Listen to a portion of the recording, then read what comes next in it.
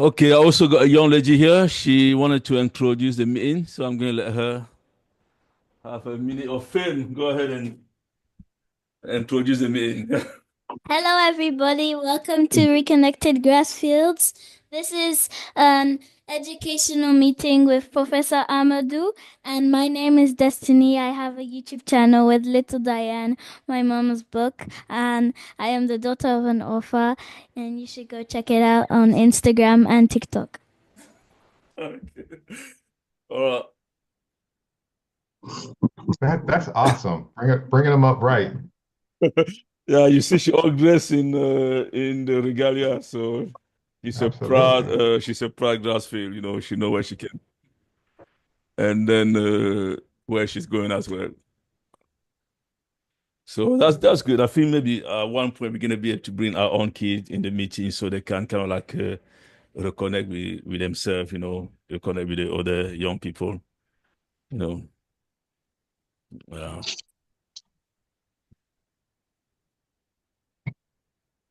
Okay. So how's everyone doing? Very well. All is well. All is well. Okay, so before kicking, we're Yeah. gonna introduce the reconnected graphic again. So myself, my name is Monkam Chienche. I was born in Cameroon. Grew up in Cameroon, then moved between Cameroon and the UK, now in Montreal, in Canada.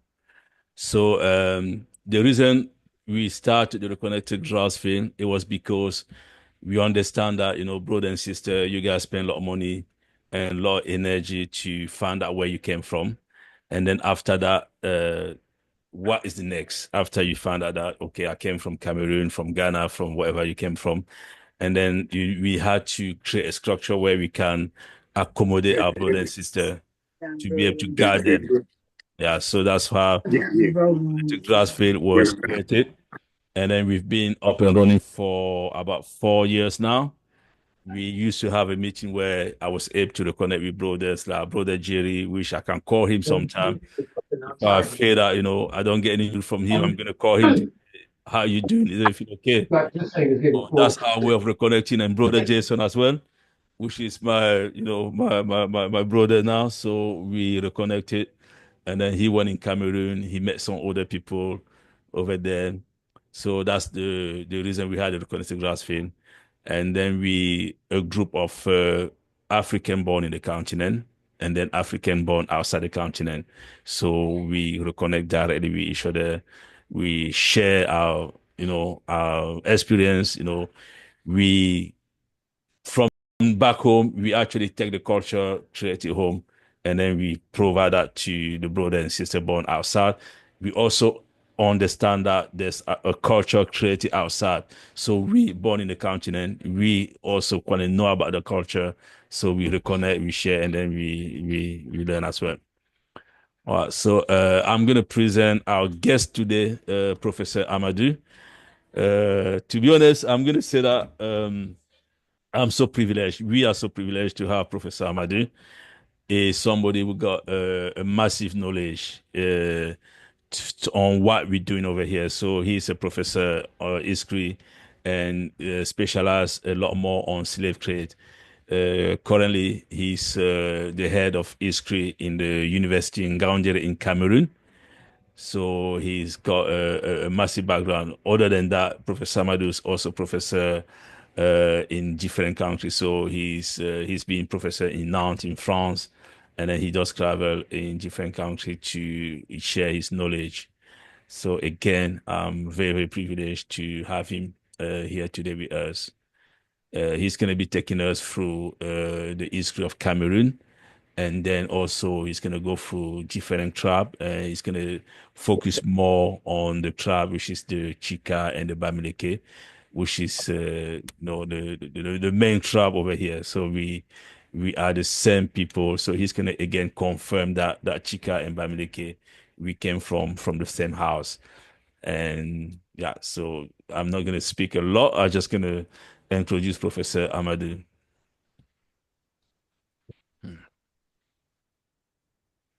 Professor Ahmadou?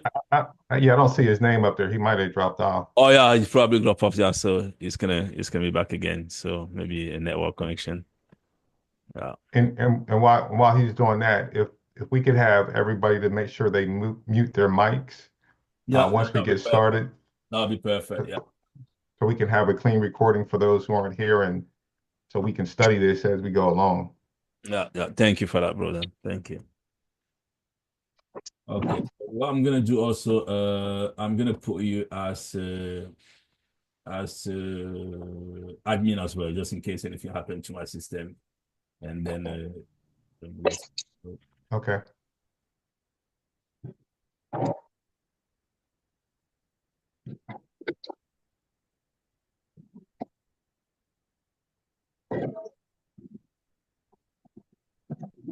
So it's brother Aku Ampesh, is it? Eaku Mpesh. Aku, exactly. Aku, I'm sorry. That's okay. So you co-host of the meeting from now. Okay, so as we wait for Professor Ahmadou, we can probably go through introduction. If anyone feel like they want to introduce themselves, they want to speak a bit about the journey, we're free for that.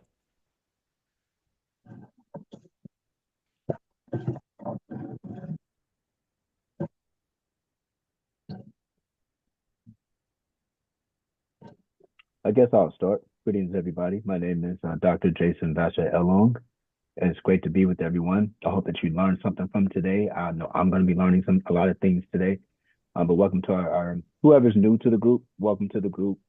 Whoever's returning, welcome back. Thank you, Dr. Elong. Thank you.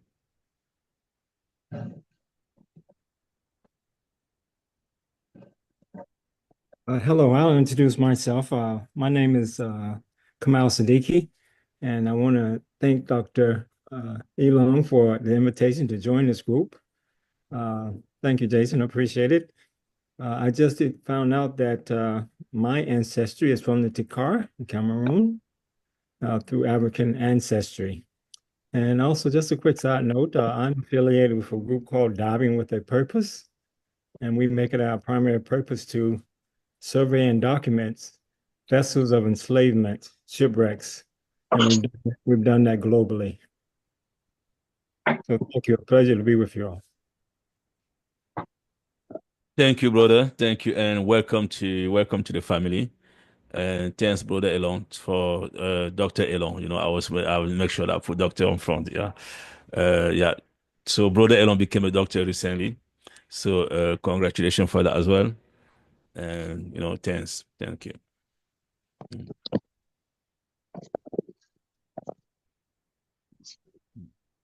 And this is Kamal again, so we can kind of keep it going if folks don't mind. I would toss it to maybe Miss Jackie Davenport.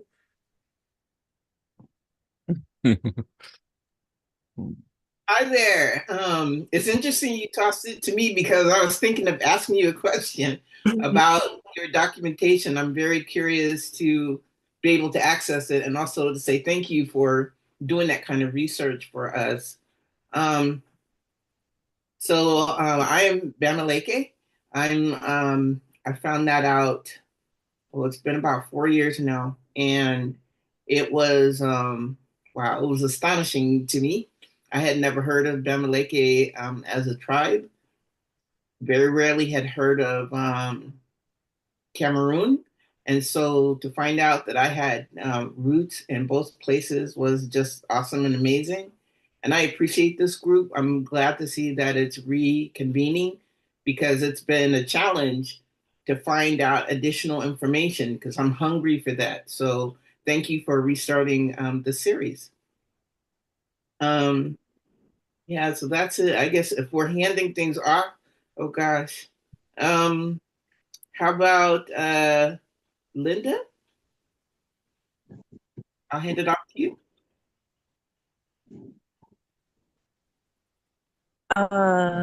Is that Linda Piggy you are referring to? Yes. Oh, I'm sorry. Are there two Lindas? Yes, sister. Linda Piggy. Okay.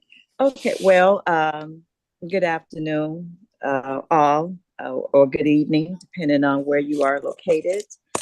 I am Linda Piggy from the United States, and last year I had taken the DNA test through African ancestry, and that is when I discovered that through my mother's bloodline that she is from Cameroon, Takar, to be more specific with the tribe. This is my first time with the group, so it's a very learning moment for me. And I appreciate receiving the invite through WhatsApp. And let's see, let me click on the participant's name and I will pass it on to Jackie. That was me. I spoke already. Well, let's see. Renee?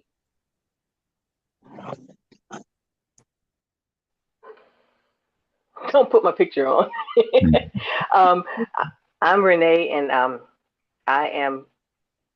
I found out I guess about 3 years ago, if that long ago, that my maternal line is Bamalike. I hope I'm pronouncing that right. Yeah, that's correct. And, yeah. okay, good. And I've always been curious about. See, here in America, it's been pretty difficult to, or if not impossible, to trace our roots to Africa. And I was so thankful for African ancestry for allowing us to jump the pond, So knowing that now I know specifically where I come from, my ancestry comes from. And I just want to learn more about it, I guess, it fills gaps, I guess, when you know where you come from. So I'm anxious to learn more about the Bamalike tribe. Yeah, thank you. And you definitely are the correct group because we also learning as well. Everyone here is learning, Okay. and we got some people with more knowledge. You can feel free to contact anyone anytime, and then if you got any question, we all here, and then we're gonna support you. We're gonna guide you. Okay. Yeah. Okay, great. Yeah. Okay, so I guess I should call the next person. Okay, Michael Mitchell. Hello, everybody. Hey, Brother Moncom. Hey, brother Marco, how you doing? All right. I'll probably be here for a minute. I'm not going to be talking too much, but I'm Michael Mitchell. My T-card name is Nieme, and my Bamileke name is Cheju. I was received in the T-card kingdom of Boatikong, and I was inducted as a notable in Boatikong. And I was received by Fo Sokuju and Bamileke chiefdom Bamenju, and I was given the name Cheju after his grandfather. Good. So for anyone That's who doesn't basically it sorry, about me. sorry, Marco. For anyone who doesn't know, brother Marco got a lot of knowledge. So you can also feel free to contact him individually. He's gonna be able to provide you the knowledge. I was born in the continent, but I'm gonna admit, brother Marco got more knowledge than me. He's traveled there so many times. He did a lot of study. So sometime when I need to ask, I'm not sure about certain thing, I call brother Marco. And then brother Alco as well. He's got a lot of knowledge as well. And I mean everyone here, brother Dr. Elon. So what we're gonna do, we're gonna stop now, and then we're gonna come back again to introduce ourselves because Professor Ahmadou is here, and then because he's in Cameroon, sometimes connection is not too good. So we're just gonna make sure that we got him while he's here. Professor Ahmadou is yours now.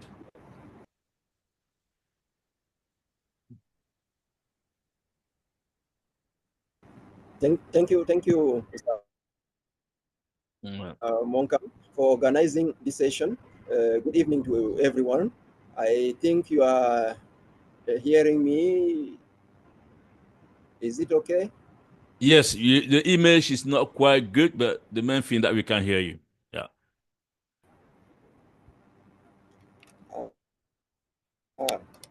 We can hear you. Okay. Yeah. For this session, okay, I want to thank Destiny for her words. Although I have not heard all her speech, but I want to encourage her and say thank you for the words she had.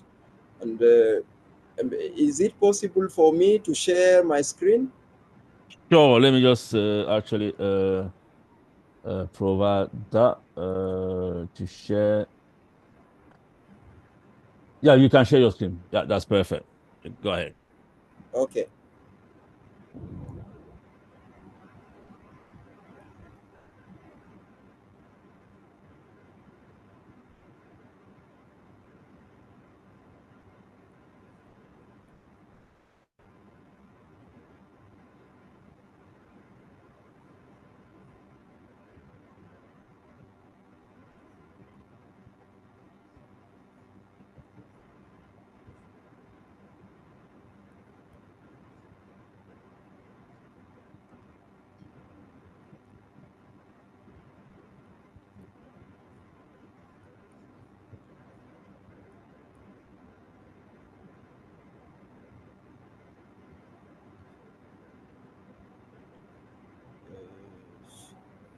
Just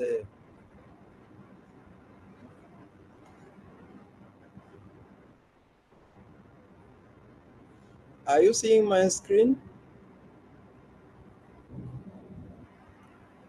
Yes. Yes, we can see it. Yeah. Okay. I want to start with those two African wisdoms. What are the roots and the branches will grow? And the second one is those who reject the ancestors will be rejected by their descendants. And what's the meaning of those wisdoms? The first one tell us the importance of putting water on our roots, because of what the branches will grow. So without putting water on the roots, we cannot help branches to grow. The second one is a sort of a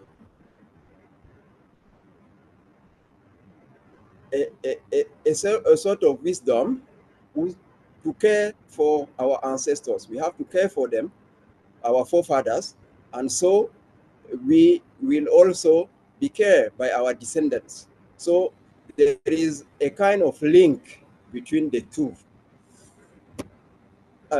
Our discussion of today will be focused on Cameroon. Cameroon has a land, Cameroon has people, and all developments related. And we have to put a background to continue further by studying peoples, further by talking about slavery in Cameroon, all dimension of slavery in Cameroon, further by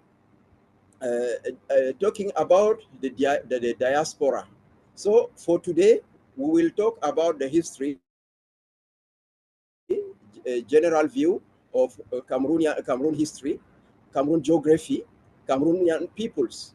And from that, we can understand to which land we are talking to which tribes we are talking to also. We are going to give some characteristics of those lands so that we can better understand what will follow in the next sessions.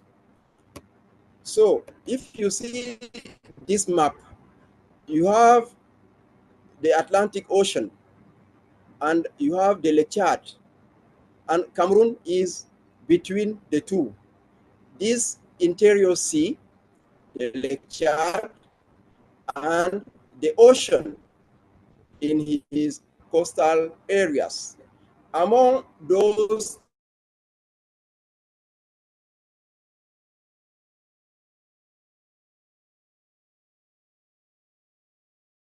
two water spaces, will after come back to why it is called Cameroon. But what we have to know is that space going from the equatorial forest to the desert around the Lake Chad, through the savannah in the mid, and the Sahel in the far north.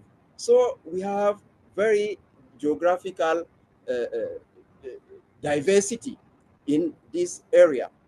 This Cameroon, this triangle, as we used to call it, was built by colonizers. First, you have Portuguese. After Portuguese, you have German. After German, you have British and French colonizers. So you have that diverse colonial heritage too, who impacted the peoples of the land, the peoples of the country. So now we know where Cameroon is located in Africa. If you see the map above, you have it in the center of Africa. And from Cameroon, all distances are rather equal. Whether you go to the north, you go to the east, you go to the southern Africa. So Cameroon has a strategic position in the Gulf of Guinea area. Origins of Cameroonian space to on the coast until the arrival of Portuguese in the 15th century, and then the English in the 18th century. What kind of peoples we have? Fishing peoples, like the name the Sawa, you have Douala, you have Izubu, you have Bakweri, you have Bayang, you have Mbo, and so on. Migrating along the coast or following the banks of rivers like Campo, Nyong, Lokunje, Sanaga, Vuri, Mungo. All those rivers serve as the itineraries for migrants to come to settle in that coastal area. What are the peoples we found there in that coastal area? You have peoples of clanic structure, a kind of sort of extended families, so big families. You have the elders and those who follow that elders. What is the main practice there is exogamy. Exogamous people are used to look for wife for marriage outside their tribe, outside their clan. So by the practice of exogamy, we have to notice that it is difficult to say that those peoples are not didn't know a sort of brassage, a sort of intercourse with others. So it is difficult to say that a people is Douala, is Ubu, Bakweri, as you have those mixed relations by the practice of exogamy. Those people in the coastal areas have limited contacts with the peoples of the forest interior. So after the coastal area, you go in the forest, you go in the interior, and there you find people like pygmies. You have the Bassa, just after the Douala area. You have the Bakoko, you have the Ngumba, the Bakosi, the Abo, the Bakundu, the Yabasi, the Bamileke, the Bamun, the Widikum, the So, the Tikar, the Banen, the Beti, the Ntumu, the Fang, and the Fang. So if of these groups can be divided on, if you take the case of Bamileke is not a tribe like we can say a Bamun. Bamilekes are many other is a group in which you have many other tribes. You have the Banjun, you have the Chang, you have the four, you have the photo, you have the Bandenkop, and so on. So there are so many, and with different languages, and also the culture. You have many features that distinguish each one to another, beginning by the language. If you talk about the Beti, in the group Beti, you can have a Ton, you can have a Wondo, you can have a Yezum, you can have a Yebekolo, you can have a Konolinga, and so on. So many groups. So each of that big family can regroup another diverse type of culture, types of people, type of languages. So it is a very, very fragmented, non-centralized. We talk about clanic structure. So just the families, just extended families.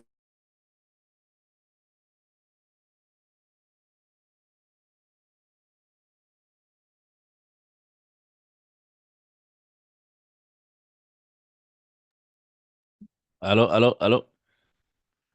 Yeah, I think we got a connection problem there. Yeah, when he comes back, you may just ask him to turn off his camera Okay, yeah, and probably. talk, because he Yeah, might get yeah, he yeah. might get better bandwidth. Exactly, exactly. I'll definitely do that. Yeah. So yeah, if I have to probably take it from where he was saying about the Bamileke, yes, Bamileke is a massive group. So you got so many different Bamileke because when you got told that you Bamileke, it can be a bit confusing because Bamileke is not like a one single tribe. Is the Bamileke, you may find five different Bamileke, they don't speak the same language. They got like a group in the Bamileke group, they got like a small different languages. Like I myself, I'm a Bamileke from Bafang. And then you can find Brother The biggest, Boris, is a Bamileke from Banjo, yes, from Baham. Okay, Professor. I think that maybe to be able to have a better yes. connection, you can probably switch the camera off, and then that would be. We all know how you look like, you know. You know that you're a very Okay, handsome guy, so. uh, okay, okay. I will put the camera. we I will love switch the the heart and camera, and so everything. I Yeah, maybe it will help. yeah, yeah. Okay, Okay, okay. okay. So I am saying that we have very limited conflicts because they didn't have arms, very destructive arms. You have brawls, you have fire, you have arrows, you have some kind of cutlass, but it cannot allow any group to do very big wars and so on. When we will talk about slavery, indeed, we can see the importance of arms, firearms, and massive destruction arms in the area. Hey, So Professor, are you sharing your screen? the screen is shared, or you don't see it again. Yeah, I don't, unless I'm the only one. Yeah, no No, one else you're Oh, not sees the it maybe either. you Can you're need you not to. the see the only screen? No, when you don't share your screen. maybe you need to When you turn restart off the again. camera, you don't share your screen. Oh, yeah, okay. I didn't know that. Okay. Oh, I Okay. didn't even. Okay, okay. Thank you. So you I may have to will, go back on the okay. camera then. I'm sorry. I have to go, no, not, I have to restart sharing the camera, the screen. Yeah, I yeah, think it is the, yeah. I'm sure that some people miss your face anyway. okay. They want to see you. Okay, okay. I think now we can,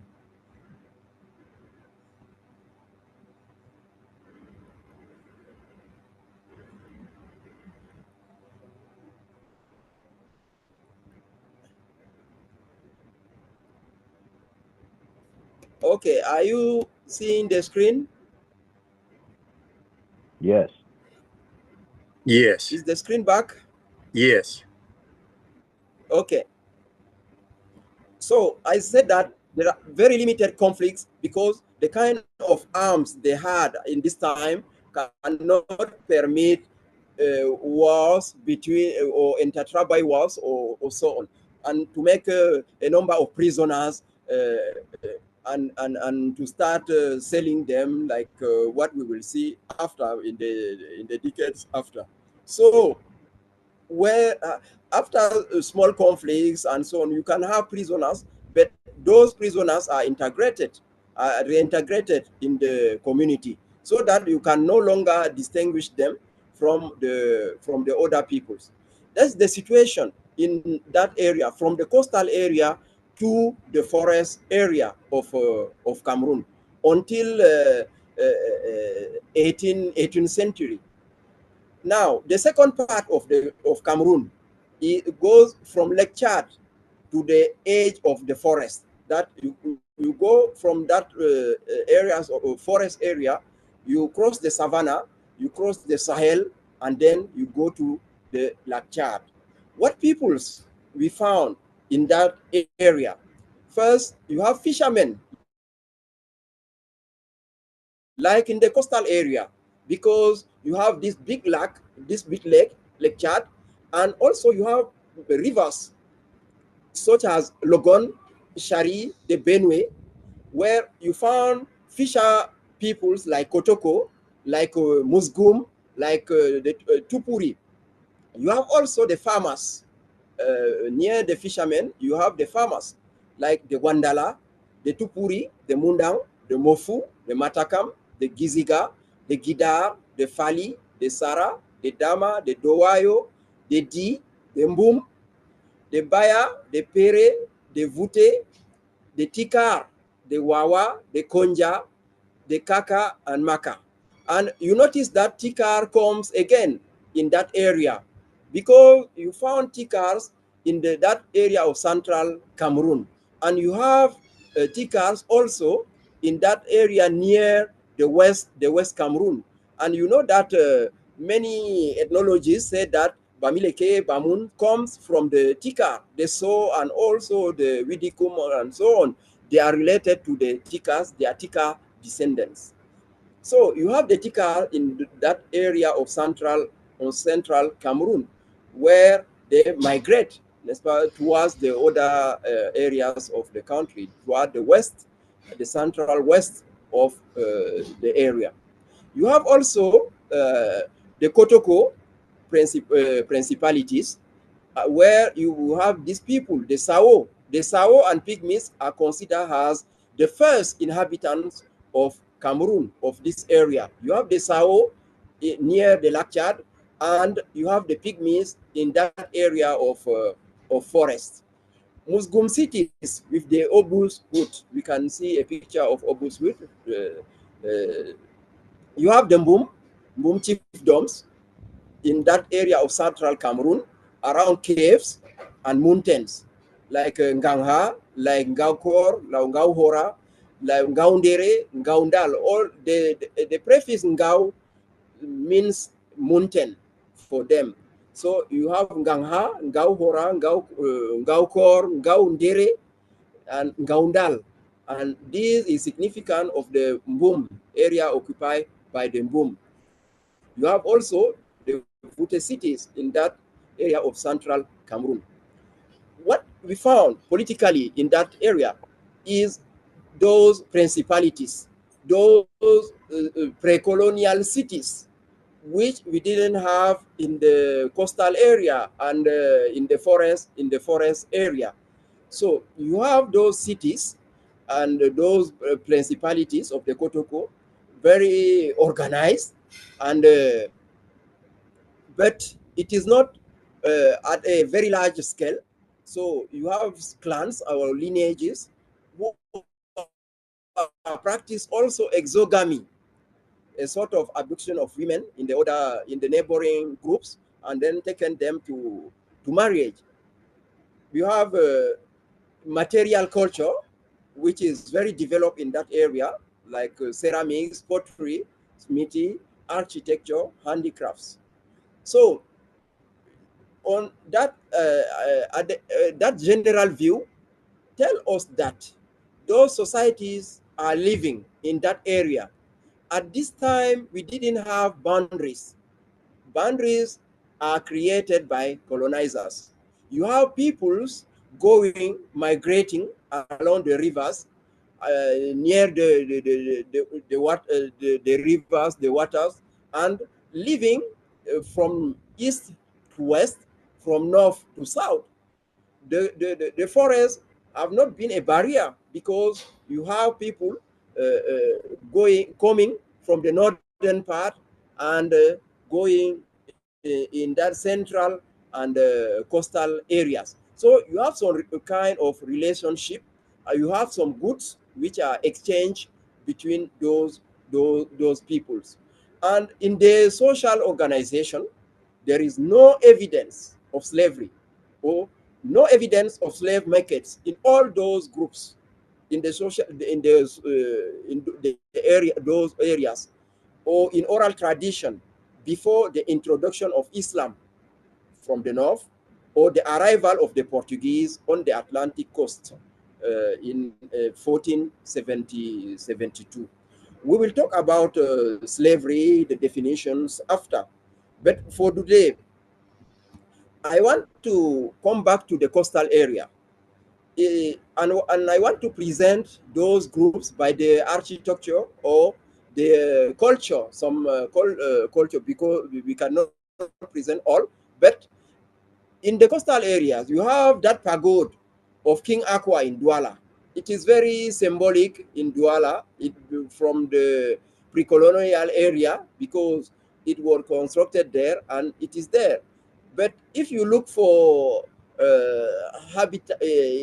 where they live before that period, you cannot have, because the house were built with very in a summary way, so that they cannot resist time and so on.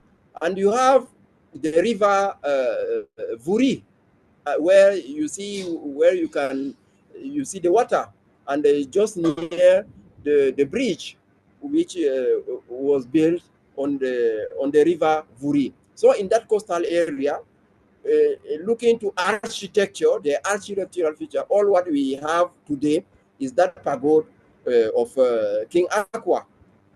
No other one for the Douala architecture, Udebasa architecture in that coastal area. We can also have as main feature of that area the use of boots.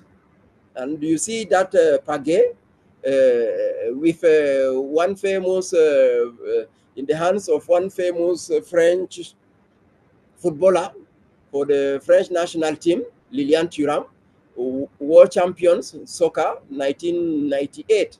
He went to Douala after tracing his DNA, and the Douala people receive him.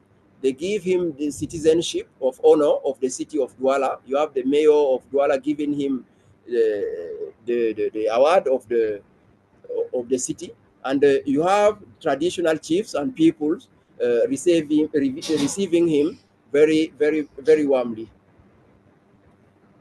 If you go further at the interior, you have the Bamileke architecture, so that kind of houses, and you see this palace entrance with conic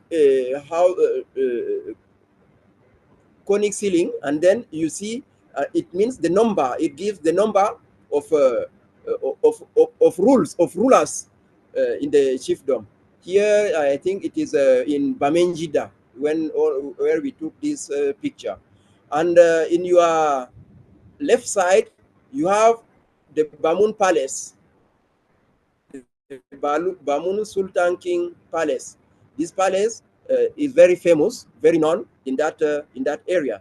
But for the Bamuns, it is a symbolic place and a very important place for the architecture, and also for the expression of power. And in the main in first of this palace, you see that horse rider with his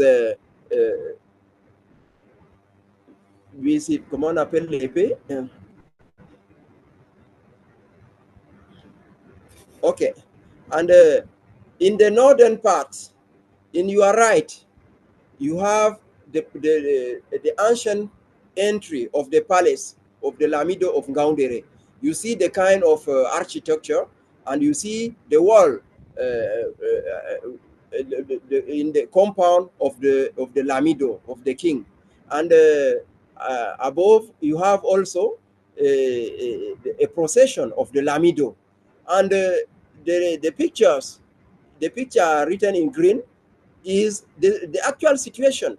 They have destroyed the ancient architecture to build this kind of building, to say that they are modernizing the chiefdom or the king's palace. But for historian, for lovers of architecture, traditional architecture, it is a very, very, very, very big problem. You have El Lamido in that northern parts of the Cameroon.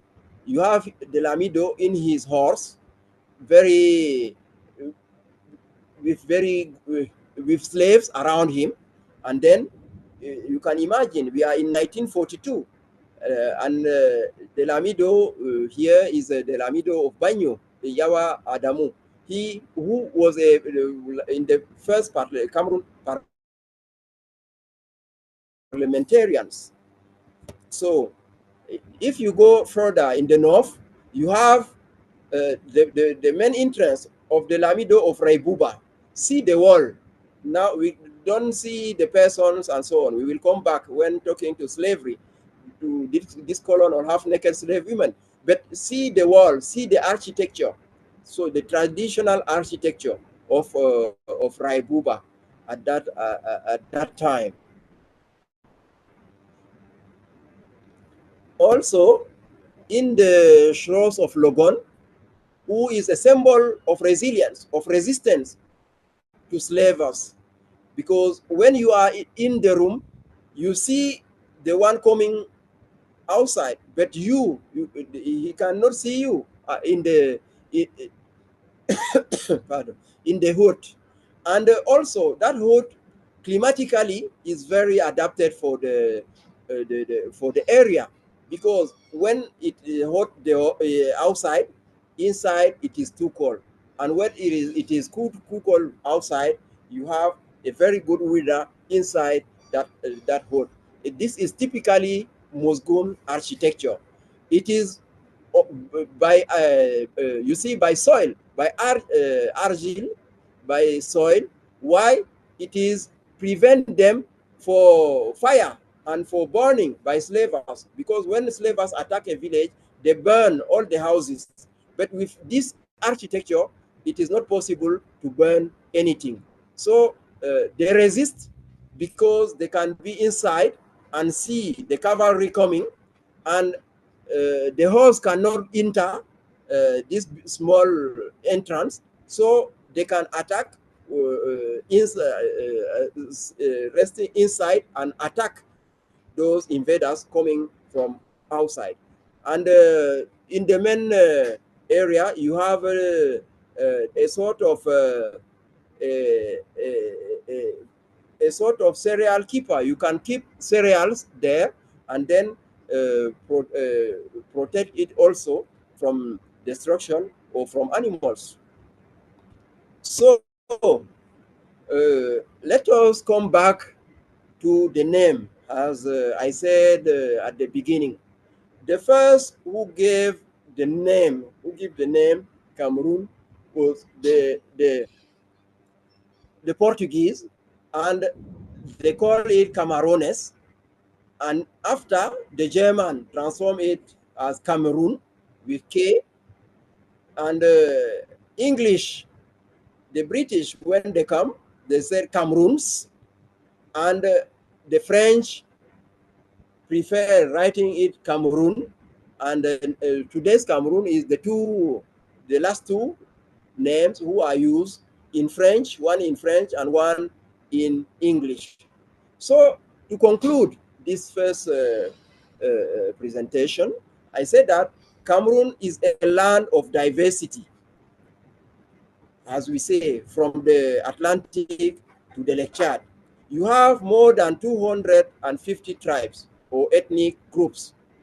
And I said that those 250 tribes are also subdivided in very, very fragmented other small groups and with cultural features. You have a cultural diversity. So from the coastal area, every people, every group have a cultural distinction, cultural features, so that different from that of the others. Geographical diversity, you have the coast, you have the forest, you have the savanna, you have the Sahel, you have the desert around the Lake Chad. Also, you have mountains, you have plains, you have rivers, and or in the climatic domain also, you have in the southern area, in coastal area, you have 4 seasons, 2 rainy seasons, 2 dry seasons, and as you go to the interior, you have two seasons, 1 dry season and 1 rainy season. In the central part, the rainy season is longer than the dry season, and in the far north, you have a very short rainy season, 3 to 4 months, and 7 to 8 months of dry season. You have historical diversity, the history of those people, those different peoples, history with the colonizers also, and history after colonization, the development, the related developments after post-independence Cameroon. So historically, you have many things to learn about, many things to know, many actors, many features. Diversity in enslavement too, we will talk about it next, but we'll see as the area is open in the Atlantic. You have the Atlantic slave trade. In the far north, you have the trans-Saharan slave trade, who is connected to that area, and through the Sahara Desert, through to the Mediterranean shores, or to the Middle East, or the Far East too. So we used to say that Cameroon is the summary of Africa. All those diversities, you can find them in different parts of Africa, but it is difficult to find all those diversities in one country, in one area, in one territory, like that we found is in Cameroon. So Cameroon, it is a mark of identity of Cameroon. They are so diverse, but also united. United because they love their country, they love it so much, and when they go out of Cameroon, they present that diversity as a mark, as a symbol, as their main identity they want to share with others. So I thank you so much. I want to stop here. I've taken too much time maybe, and then we can. I will answer to your questions. Thank you so much for your listening. Thank you, Professor Ahmadou. Thank you. I think through the journey, we all learn a lot about the culture, the country, the name, and everything. So I'm gonna let everyone who got any question to actually ask the question to Professor Ahmadou.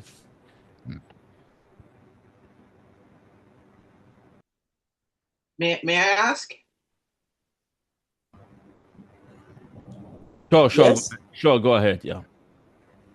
So there were a couple of spots where the professor mentioned slavery that was up until, if I recollect, it was through the 60s. Could you explain that, please?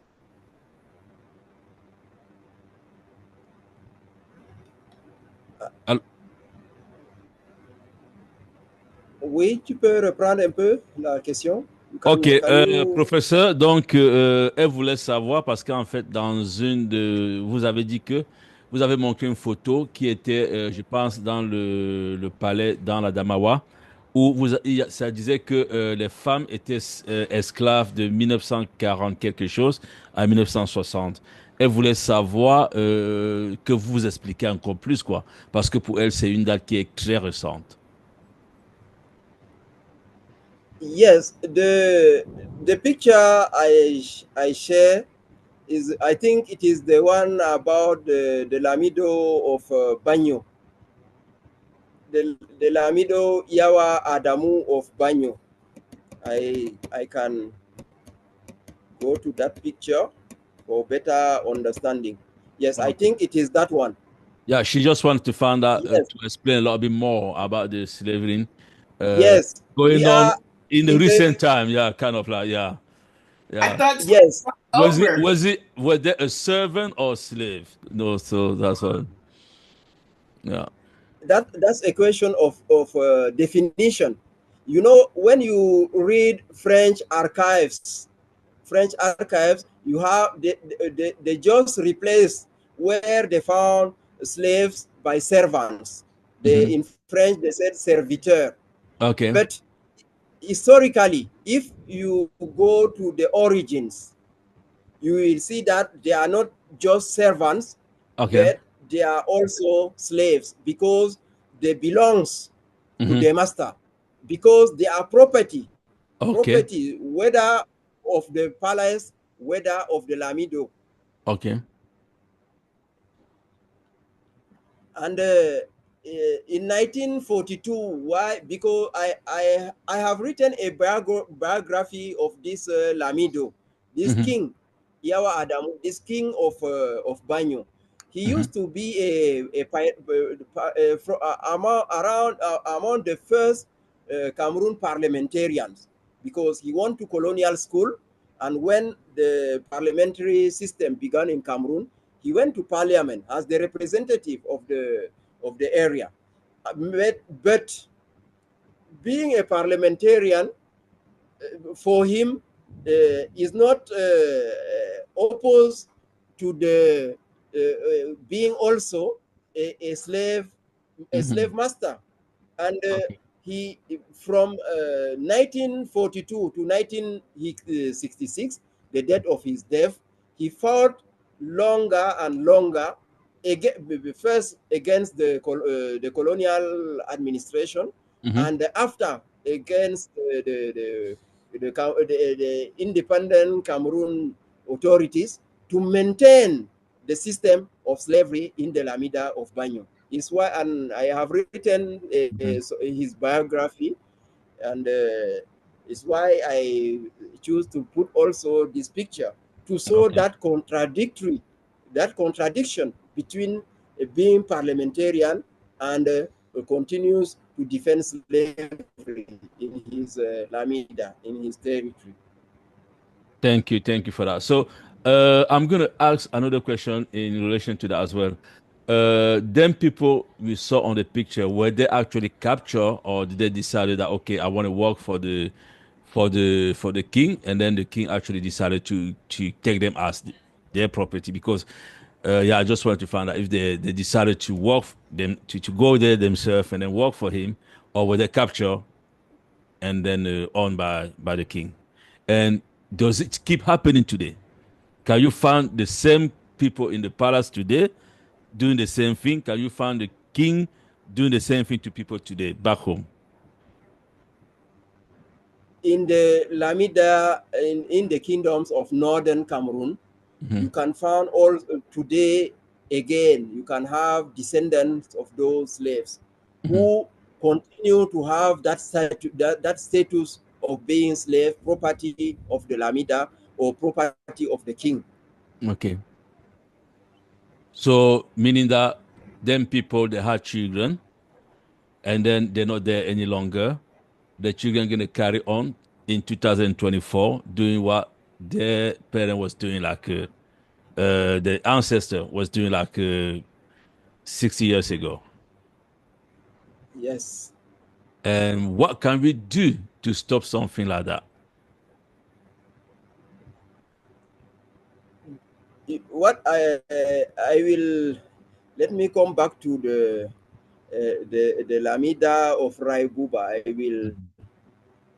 I have presented here a minute, and I will tell you. Okay. Yes.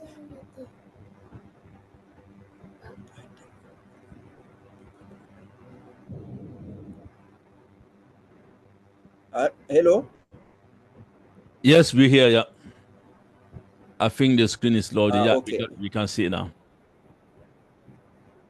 Okay. Let me go to Raibuba. And I will tell you that the Lamido, the actual Lamido of Raibuba, this kingdom, is the deputy president of the Cameroonian Senate. Okay. And the Lamida of Raibuba in the northern parts of Cameroon is the one who you have today all the features of past slavery in that northern Cameroon. If you go to that palace, you can see today, you can see a column of women like this entering to the palace. And those women are slave women belonging to the Lamido. Okay. Yeah. I got a So question. to fight against it, we have to decide in the political domain. But the problem is that the Lamido is part of the ruling party, so that nobody can attack him or try to talk about the situation in the public sphere or public area. So he's part of the institution. So It is not, but no one addressed the situation in the political area.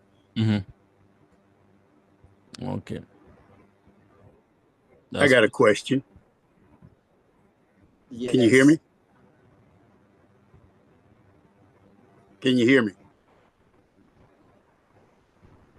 We can hear you, Brother Jerry. Okay. My question was, how old are these women when they were put into slavery? Are there a certain age limit that they go into slavery? Yes. Okay, Professor Ahmadou, you want me to repeat the question? Yes. Okay, so Brother Jerry, want to know? Yes. Okay, you got the question. That's fine. That's fine. Go ahead.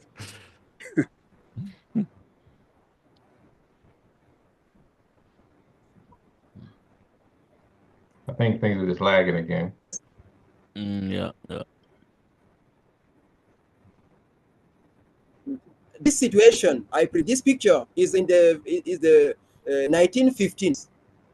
This picture, and so those women are either descendants of slave women in the Lamida, or when a new king come to power, there are groups given to the Lamido son. The ages are varied, 14 to 20 to 20 years, because more than 20 they are considered as old or older to be given to the king. So when they come very young and they grow in the palace, and until their old age, for many of them. Okay. Does that answer your question, Brother Jerry? Yes, it does. And I want to thank him for his presentation. Okay. Anyone, any question? Is it just women who become slaves then?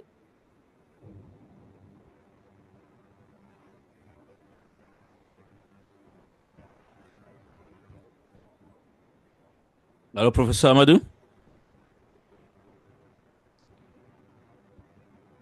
I think we may have a connection problem.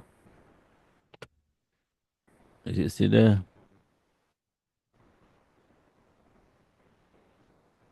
Hello, Professor Ahmadou. Yeah, maybe not connected. I don't see him on the thing. Okay. Oh, there it's there.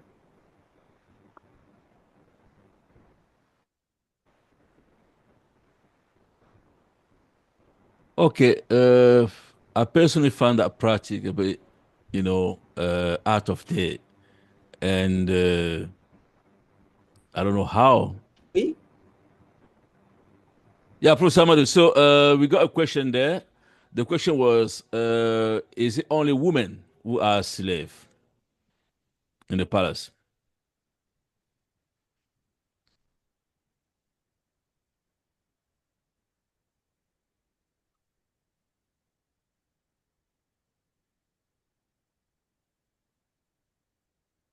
Hello. Hey,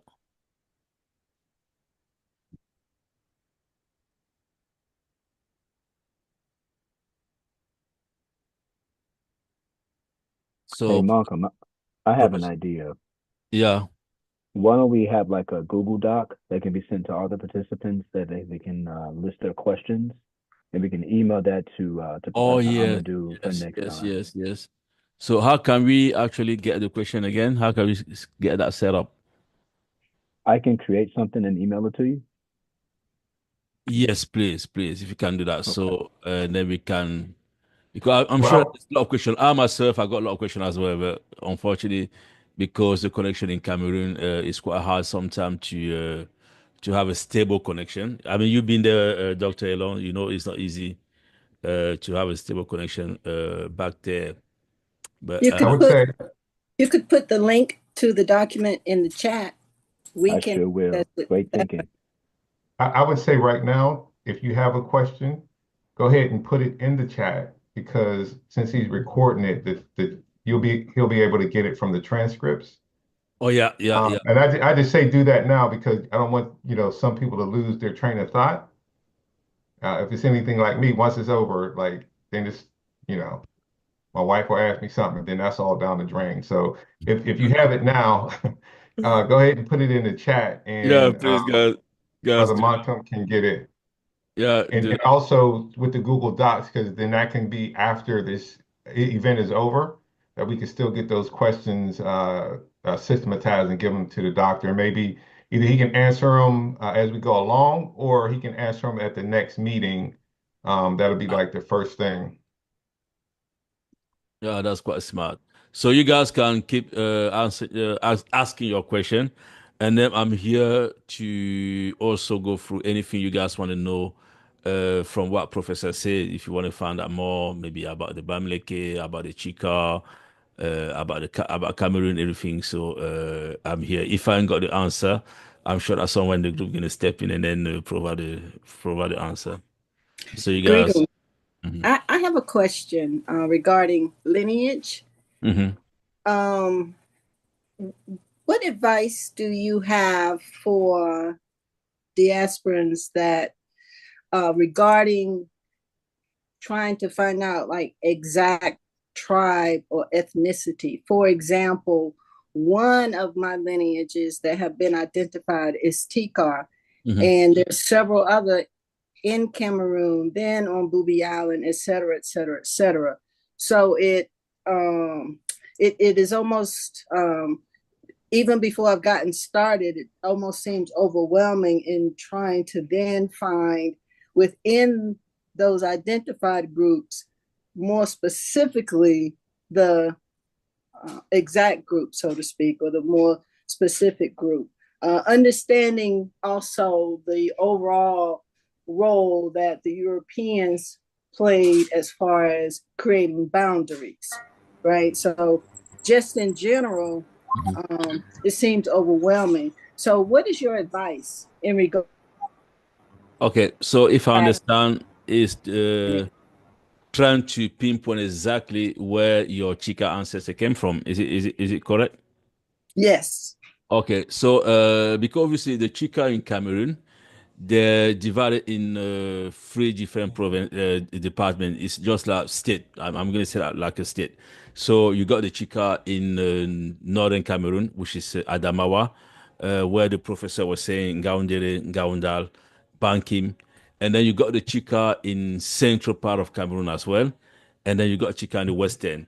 So as a Chika person looking to pinpoint exactly where your family came from, I will probably go for the origin village of the Chika, which is Banking, because any other Chika came from there. Even the Bamileke, they came from there.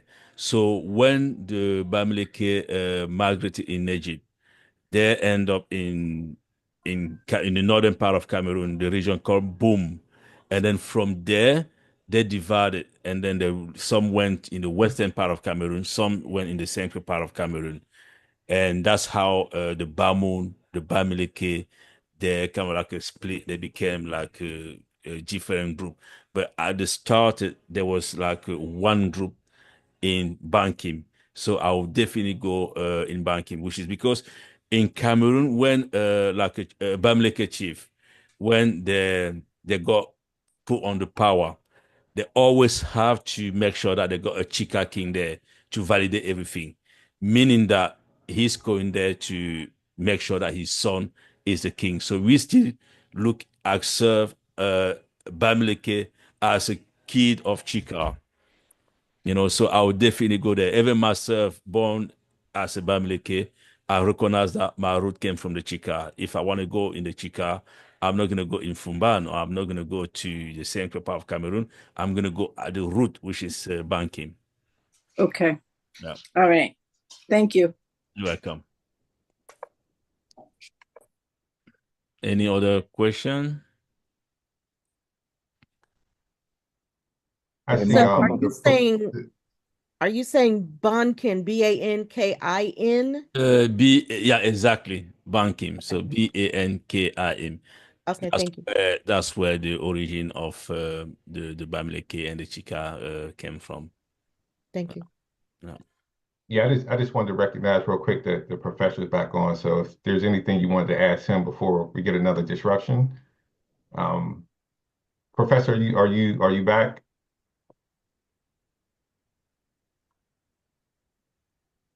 I just seen his name up there. I can't see his name there.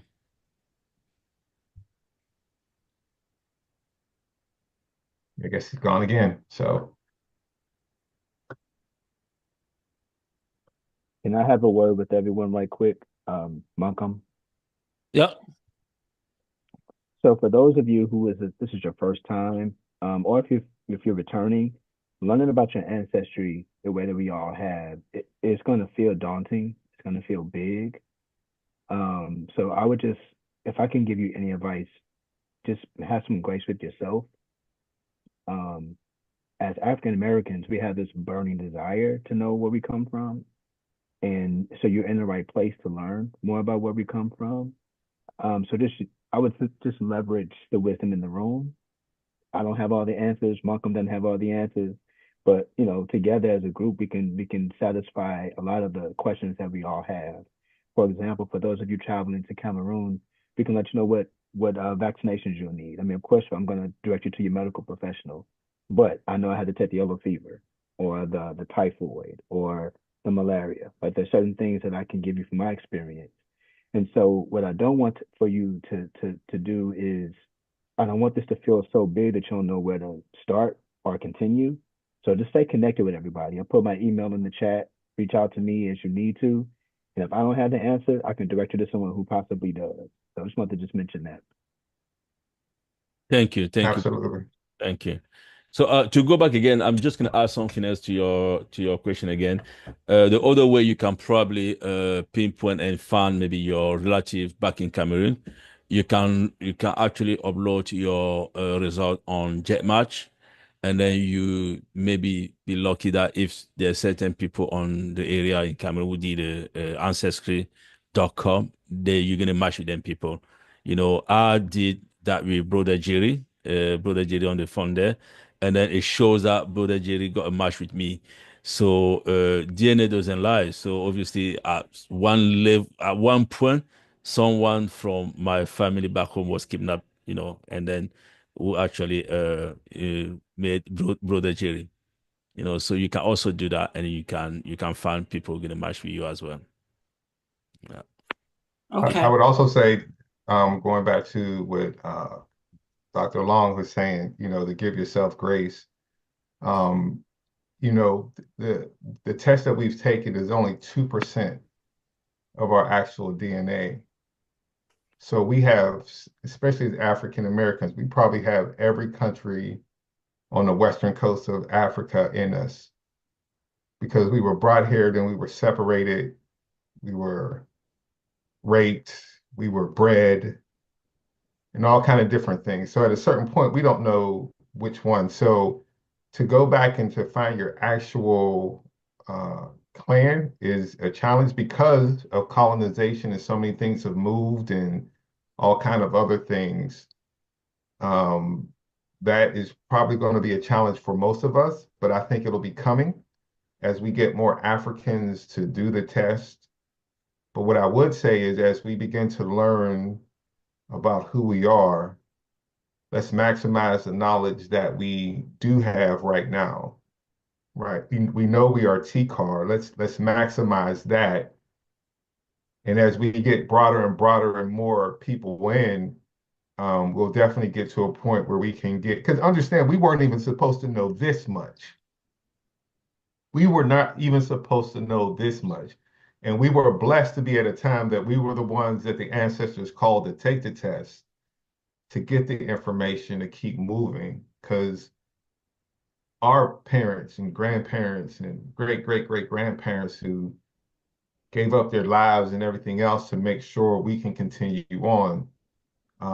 We just have to honor that now and to go back and say TCAR. And I know, especially for a lot of women, you may or may not have done the paternal side, right? So once you do that, me and Brother Moncom was talking about that the other day. Like, if you were to do your mother's father, that's taking you down a whole nother line. It's just which one of those do you most connect with? Because they all are valuable, but which one do you most connect with?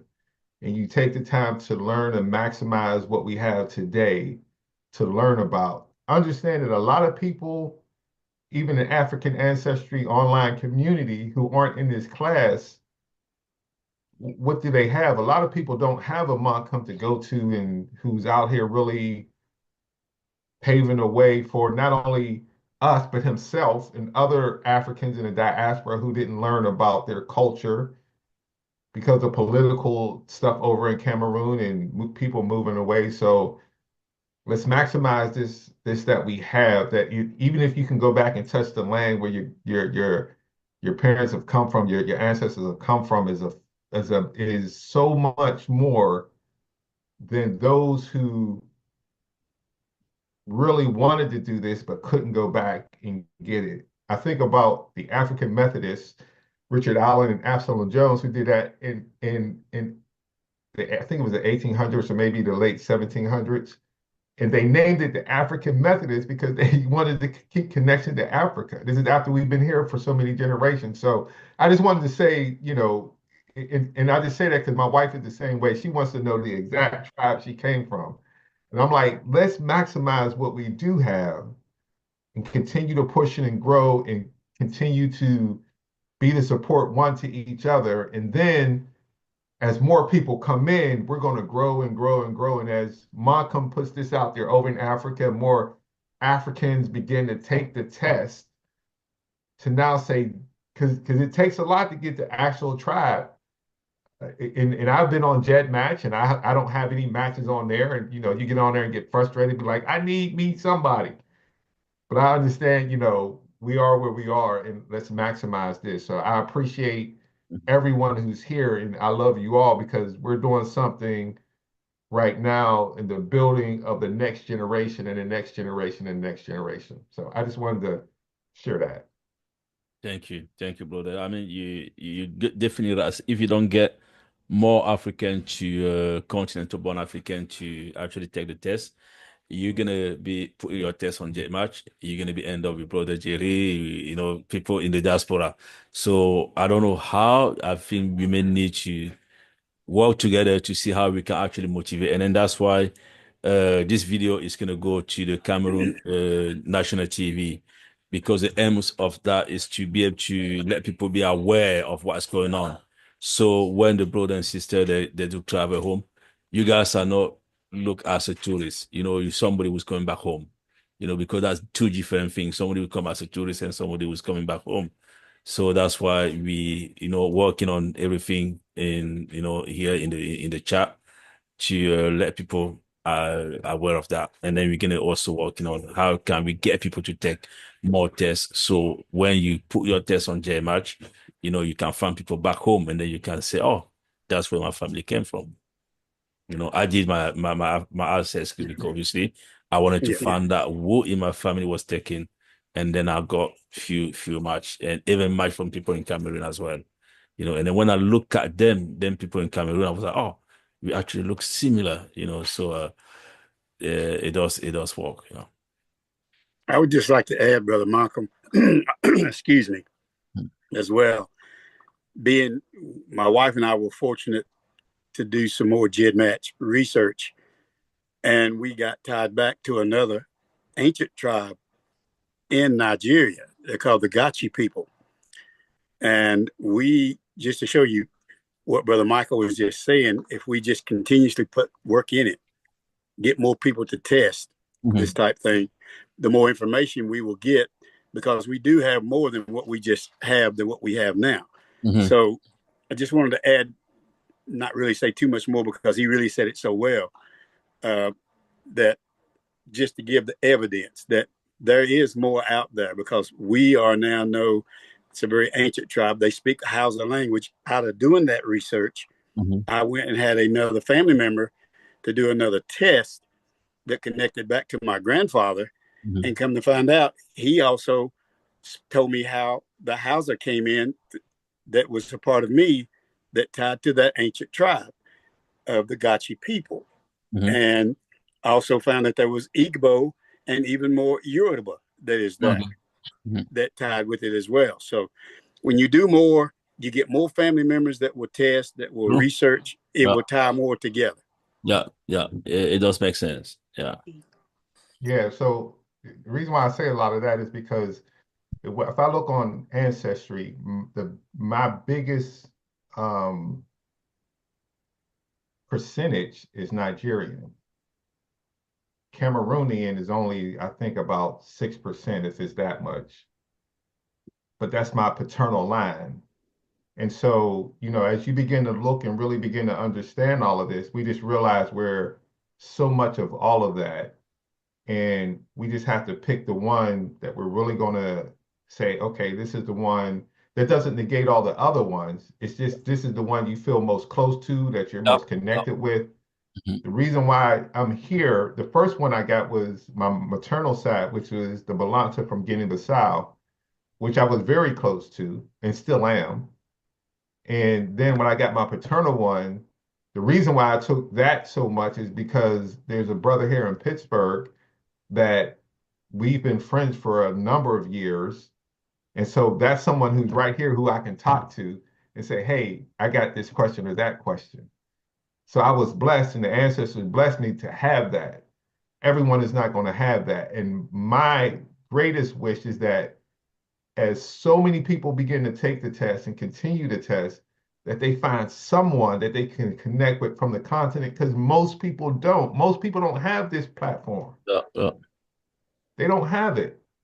Even a lot of the ones from Cameroon who have very maybe small communities, there's nothing on the internet for them. There's no way for them to find out who or how or what. They don't even have this. We are very blessed. I just wanted to say that. What I put in the chat too, you all just understand, like when you get your results back, there's what African Ancestry is doing is it's sequencing your mitochondrial DNA, which will point to a particular group on the continent. And so, like for me, my paternal ancestry is also 100% Bamaleke. But again, the Bamaleke, and for example, the Igbo in Nigeria share similar cultural characteristics. And so you think about the Nigeria that we know of and the Cameroon that we know of, those borders are arbitrary. And so there was trade, just like our brother Ahmadou was saying earlier, there's so much that we've done over the years to sort of live amongst each other before colonization and before the trade. that it's no surprise that we would have Nigerian ancestry and Cameroonian ancestry because our people just were really close like that, if that makes any sense. Cool, cool. So I'm just gonna go back to the link, brother, Dr. Elon said about Bamileke and Igbo. So couple of years ago, I was working in the Republic of Ireland. So I decided I was gonna go to a Baptist church. So I went to a church. After the service, like the pastor normally will be outside to, shake hand and speak to the new anyone he's never seen the church before. So the pastor just hold on to my hand, and then he told me that he started speaking African language. It was Igbo, and I was like, oh, I don't understand what you're saying. And then he's telling me that, oh no, you're not Igbo, and I say no. He's like, no, no, no, you're Igbo. I was like, I'm Cameroonian. So when I did my ancestry, I found out that I have 47% Igbo, and then the rest was Bamileke. So that explains because even after that, when I was going to any party in London, when I was meeting other African, they was thinking that I was Igbo. So they can see something Igbo on me, which I couldn't see. But when after the DNA test, I was like, wow, it does explain everything. So again, like brother says, we got the group over here now, and then there's a lot of people from the group went back in Cameroon, so you can relate to that person. You can connect to brother Jason. You can connect to anyone who's been in Cameroon, Michael, and then he got a family in Cameroon. They all got a family in Cameroon now, so you can be part of that family. It's more easy for you as well because if you Bamileke, Dr. Elon got a Bamileke family from Baham, so he can introduce you to his family, and then that's how you can actually, start learning more about the culture of that specific group. You can be connect from there as well. So that's another way you can actually get connected. If it's a Chica, we got Sister Avanti. She's been in Cameroon. She's connected with the Chica in banking. So she's going to be able to brief you. She's going to be able to take you over there and introduce you, and then that's your family. I'm here. If you want to be part of my family, I'm more than happy. You already my family, but if you want, I was about to say that's too want me late. to We're take already you back family. home, I'm more than happy. I'll take you back home, and then we can sit down, have a family meal. We can discuss about family and introduce you to the whole family. I was That's Mike. I was muted, but I was saying it out loud. I already am. exactly. Because there's a lot of people out there who are not privileged to have somebody directly from the continent. And that was one of the reasons I decided that, okay, we're going to have a reconnection in Grassfield because I was watching a video. This guy says that, I had my test and then I got connected to the specific tribe. And then they says that I'm not really African. That hurt me, because you spend a lot of money, you want to find out, you be rejected in America, and then you find your route back home, and then you got rejected back home again. So that was very painful. So I decided I need to reconnect, create something where we can have anyone who want to come in, they want to feel that they're part of the community. So that's why we here. Moncom, can I just expand on that a little bit? Because some of us, when we take the test, our results are going to say something other than African, especially here in the US, right? Yeah. Because of the rape of African women that was done during the slave period. My best friend, that's what happened to her. And to this day, she'll say, oh, I come from European. And it's like, no, you don't. That was one point in your whole train where that happened. No. Everything else, you are African, but she does it because we don't, there's a misunderstanding about the tests and what's being tested and so on. Yeah. I just want to share, be careful about that, right? That it's very important to understand what is being tested and what that really means on an individual level. Because just because you know, that poor African woman was raped does not mean that you are not African. If that's, Exactly. you know, Exactly. how the result comes back. Yeah, exactly. Yeah. Yeah. So I just want to put that out there because my sister, I mean, that's messed with her, Mhm. and I can't fix it. She's like stuck there, right? So yeah, just Did she have African DNA? oh, straight up. Yeah, well, That that's was a African. black. That's what's up. I mean, she got it. That's it. But yeah, I hear you, brother. But what I'm saying is, like, I hold up my certificate and it says 100% Bamaleke. She holds up hers and it says, you know, European, whatever. And so, Again, she may have to take the, you know, depending on what test she takes, you know, the Yeah, mitochondrial I DNA was is going to say older. that. Yeah. So if she does the maternal DNA test, that'll likely trace to Africa because my paternal ancestry traces to people in Portugal, Spain, the Netherlands, and Britain. And so from, you know, so for me, like my family name is Vassar, which is from Holland in the Netherlands. Do I look Dutch to y'all? Right? And so all these things are part of our history. And so I'll just take maybe 15 seconds to just say one thing that I think is really, really important. As African Americans, I don't think we should discredit what we've done for the Americas. There's immense pride in being African. I'm proud to be African. I'm African first and foremost. But we've also created something in the Americas that's worthy of praise as well. And so don't feel like just because you find yourself in the West, I'm in the Midwest, I'm in St. Louis. But just because I find myself here does not mean that I'm any less African than my brother Malcolm in Canada.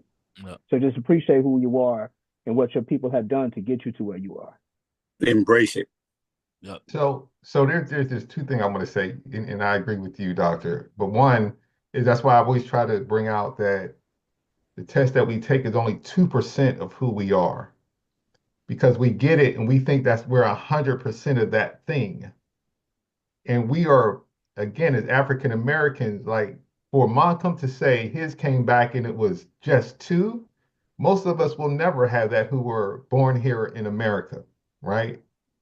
So we have to stress that it's only 2%. And unfortunately, women can only do the one test. So if they don't have a brother or all these other stuff, they may have a challenge with that. But I just, that's what I just try to bring out is that, we are so much of so many, and we just have to look at and say, okay, here's where I'm going to stake my branch, because again, my highest percentage is Nigerian, my probably lowest percentage is Cameroonian. But that means there was so many of these other things that came along and mixed and matched and did all these other things that, that we're now here. And there was another thing that I wanted to say that Dr. Elong said, but I didn't forget it now. I get kind of hyped when I get on these calls, man, because I just love all of y'all. No, that's good. That's good. That's good. All right. So, any other Brother questions? Malcolm. Yes, my I brother. would just like to add to what Brother Michael said. So, because my wife has run into some of this, trying to get other family members to test, because, like you said, this is not all of us, but what we have. Try to encourage your family members, if you can, to get them to do tests. I was fortunate, like I said, to find us through the Gachi people in Nigeria. Yeah. Because of being able to have somebody on my mom's side to do that test, I was able to get it. My wife is running into issues where we were trying to get family members on her side to do it, but they didn't understand about trying to get DNA testing done. And even at that, the older people that you can get that's in your family, get those tests. That will give you even more information about who you are. That will run things even more, that part of who you are. So I just wanted to stress that if you could get your family members, if you can get them to understand it, what you're doing, why you're doing it, the purpose of it, whole 9 yards, to get them to do those tests, it will give you more information. Yeah. And thank you very much. Would that be the Ancestry or African Ancestry or 23andMe? So which one would you recommend? Well, 23andMe, Ancestry, both are good. Definitely you need to do African Ancestry. You need to do that test as well. Okay. my wife and I have not done the 23andMe, but we're going to do that one. We have done the ancestry, and then we done the African ancestry test. I've done the maternal and paternal. She can only do maternal, and so that's where she ran into a problem because she had a brother that she was trying to find out from on her dad's side. He doesn't understand to want to do it and thinks it's going to be all this other stuff that's out there about his information. But people need to understand your information's out there anyway. Okay. So Especially my people in question, the military. knowing that, I know where I was born, where my grandparent, my great grandparent came from, is it relevant to me to have an African ancestry test? Because I always thought about should I do it? Should I do it or Exactly. Okay, is it relevant? Because that's why I went for ancestry first, because obviously I wanted to be able to, because African ancestries are going to be able to connect me with people who was taken from my family. Exactly. But and it ancestry will help me for that. African ancestry will tell me, okay, did. I'm maybe Igbo and Bamileke. Or Exactly. maybe not even that, maybe Bamileke, maybe Nigerian, or maybe Ghana or something else. But it's not going to bring me to people who I was taken from my family. So that's why I wanted to. Right. Is it relevant? In other words, In other words, what you're saying, the Ancestry 23andMe test, they give you regions. The African ancestry test will give you tribes. Yeah. And the fact that the ancestry test gives you people, the other one doesn't. And so the Africans that do the ancestry test, that's the only way we'll be connected to that particular tribe. Right. So that's the reason for, and I would say you would ask them which one should they take. I think they should take the test that the other person took, right? There's no sense of doing 23andMe and one do ancestry because then you won't see the correlations.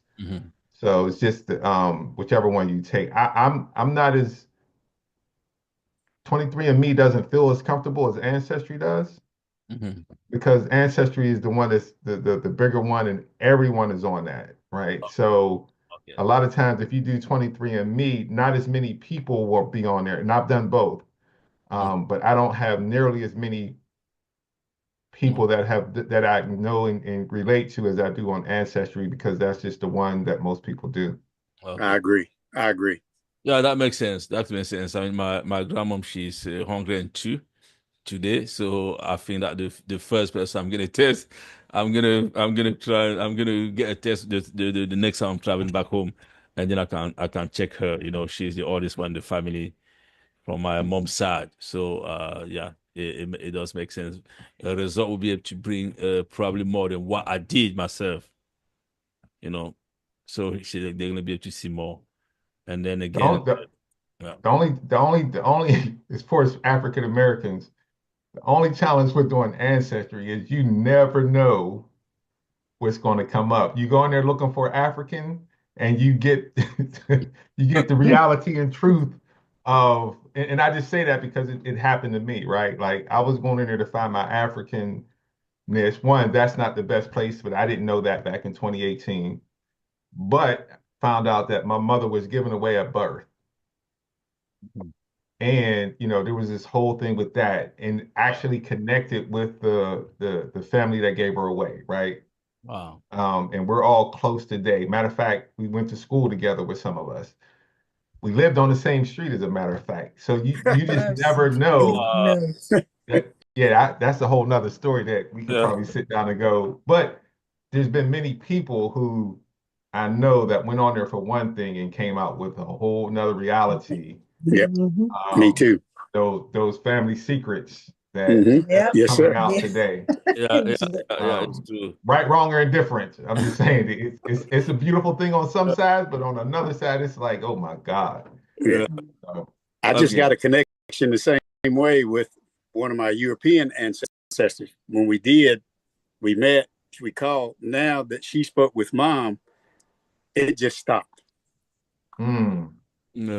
I mean, I've got a good friend in the UK. I mean, he has something kind of like the same story, and I'm gonna bring him to the group anyway, so he can explain that. So what happened is that he did an ancestry, and then he was contacted by someone in the state, and then the girl told him that, okay, I see that we got a match. My mom was adopted, and then she's looking for her family, and then the guy took all the detail, and then he went back and asked her, anyone in the family adopt a child or had a child which they adopt a long time ago. And the mom said, what do you want to know that for? And then he keep insisting. And then he told her the story. She said that, when I was in Trinidad, I had a daughter and then I adopted in America. And then I moved to the UK. So the guy was born in the UK. So he went back to the girl again. They discussed, and that was his sister, from African ancestry. So it just says that, the DNA is true. It doesn't lie. He was able to reconnect with his sister without knowing.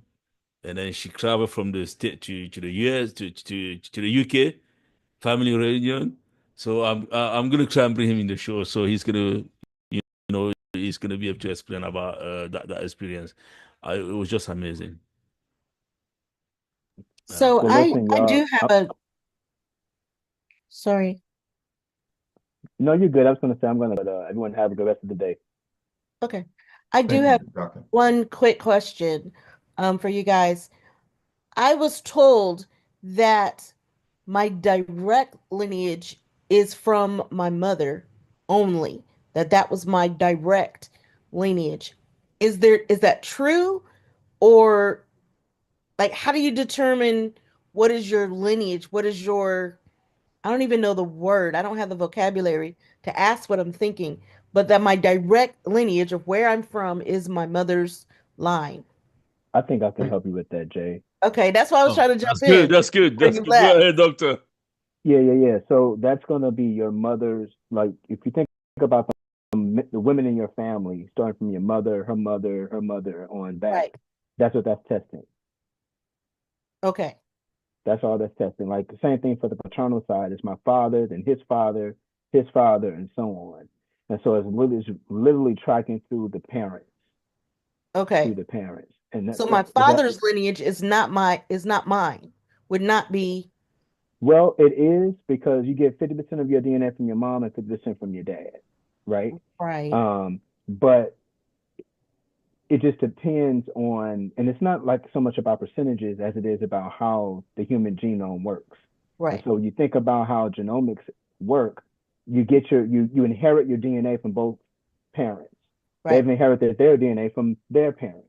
And so what we are really just a collection of all these different genes that have been adapted to where we find ourselves, right? And so when you think about it in the sense of, don't think about it in the sense of percentages, think about it in the sense of a collection of inheritances. Like for example, I'm short, right? I'm like 4'11". Somebody in my gene pool was short because it was advantageous. They had to have something genetic about them that for survival.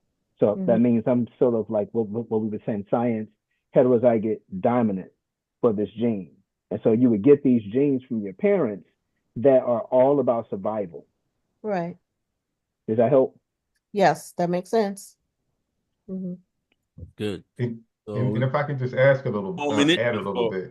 bit. Yeah, so if I could just add, so to go along with that, right? And pretty much what the doctor was saying, right? You in African ancestry have only tested the mitochondrial DNA that was passed on to you. You can't do your father's because you don't have the Y chromosome, which is Right. what they test for the paternal side. Mm-hmm. So what they're saying is it is 100% of the lineage of your mother Okay. is what that's saying. Not of your whole personality, not of your whole existence, just of that mitochondrial DNA that you got from your mother. Because remember, you still didn't get your mother's father's lineage, right? Which Right. would take a male to do, Mm-hmm. right? Mm-hmm. You still didn't get even if even for me, I've done my paternal lineage, but I haven't done the lineage for my father's mother, which is Right. just as much as my father. Right. I have my father's mother's. Hers was Guinea-Bissau and Sierra Leone, Mende and Balanta, something like Balanta. that. Balanta. So I have my father's mother and I have my mother's mother. And I'm working on the other ones, but I do Got you. know some of it. But they said, nope, you're only going with Cameroon. That was your mom. That's where you're headed. That's Who said that? people. People. That's why I'm Okay. asking people that know what they're talking about. Just people. So what I would say is, if you haven't did any research on the Balanza and all of the other ones, it just comes down to what touches you, right? Because all of them are a part of you, right? When you get your father's DNA for whatever male does that, when you get your mother's father's DNA, that is the same percentage as all the rest of them that are in you. Okay, yeah. Right? And so if you were to get all four, which a lot of times makes people very confused and very angry and very like, what do I do with all of this? It's just okay if you choose to study that and everything. And what I would say though is what it really comes down to is where do you get the most support? Right? Which one has a community that's going to help you to grow? But there might be one that you say, I feel that. And so you go do that. Okay. Right? So there's no right, wrong, or indifference. There's just what you feel at the end of the day that's going to best help you grow because they all are a part of you. I would say that you can't study all of them because you will go bananas depending on what your goals are. If it's just to know information, then just you can study all of them. If it's to really indoctrinate yourself and really become immersed, depending on your finances, one would probably be good, two maybe, but if you try to do all of them, then it just becomes finances. Like, how do I go to every one of these countries that has something? And, then they ask you to learn the language. Well, you ain't gonna learn four languages. I mean, let me not say that because you may be good enough to do that. You know what I mean? Like, I only got one, and I'm having a struggle trying to figure out this French thing to actually talk with other. But the first one I went into was Balanta out of Guinea-Bissau, and they were like, well, you got to learn Portuguese. You got to learn Balanta. I was like, wait a minute. When I came to Cameroon, it's like, well, you got to learn Bamaleke. I was like, wait a minute. If I come over there to live, is it going to be more advantageous for me to learn Bamaleke or French? Probably French. Right? It would probably be French because then I could travel anywhere and do anything, right? Like, but so you got to make that decision for yourself. Like, which one are you most comfortable with? And then you go with that. Which one has that cultural and that's why I'm so glad for Brother Malcolm who put this platform together where we have a place to come to really learn from each other. Because if not this, what do you have? Not everyone has a friend that's right down the street that they can call. Right? This is the only platform for a lot of people. And so understand this, and then you have Brother Malcolm when you do find those people from Cameroon, and then more especially Bamaleke and Tikar, then you say, Brother Malcolm, what does this mean? What does that mean? How do I proceed with the people so that I can be more comfortable? Because now you have a direct connection to someone who knows and understands. You don't have to be out there by yourself trying to figure out what these people are saying. And if you're actually being duped or are they for real or whatever it is. I'm not saying people are all bad, but I'm just saying, you got a brother here who can help you. And then all these other ones who have gone to different places to really begin to understand and giving you this platform with the professor to say, here's some background for this, right? Yeah. These are the people, right? Like, because you get around them, I'm telling you, you're going to hear bunkum, you're going to hear all these different kind of crazy names that you ain't never heard before. And you be like, I ain't not understand not one of them things you said. You just show me where the food is and where that good, the fufu and the kikwi and all that stuff is. Okay, So hopefully that helps. It is. Thank you. I really appreciate you guys doing this. I'm sure Can I add one more thing? Can I add one more quick? Everything. So there's nothing I can add. I'm sorry. Yeah, can I add one more quick thing for her? Because people get on this ride And you're also going to have to realize sometimes you're going to hit some downfalls. You get back up. When I say downfalls, I'm talking about like maybe you go to a family member trying to get them to do a DNA test and they won't do it. Do not let that discourage you. Just know you got this group here. You also have other family members that you can go to, that you can explain to help them understand, to get what you need, hopefully to get more information about who you are. So just remember that when you hit those rocks sometimes and they don't give you an answer, or they say, well, I'm not going to do this because I don't want my DNA out there. I don't believe in DNA. I don't think this stuff is real. And all these answers that you may get, don't let that be a discouragement to you. Absolutely. That means you just keep working. You'll get it. Somebody will get it if you Absolutely. give it right. And I'm let me working add on this, and let me add this one more thing to that downfall. it. Because the other downfall is when you start meeting Cameroonians and different Africans who are more colonialized than you Mm, and don't want to share, and you are coming to them for the answer. And part of the time they don't even know, but they won't tell you that they don't know. So they give you Exactly. Yeah. the, Yeah. there's like, again, this is very good because Brother Moncum is real. I'm not saying those other people aren't real. They just may not know how to communicate what you're asking, or they just truly don't know. And I will be the first to tell you I have met many of them that either don't know or try to keep everything secret because they don't want to tell you, or there's all types of different reasons why. And I'm not saying they're right or wrong or indifferent. I'm just saying sometimes it can be disheartening when you finally meet a Bamaleke or a T-car and you're asking questions and you get nowhere.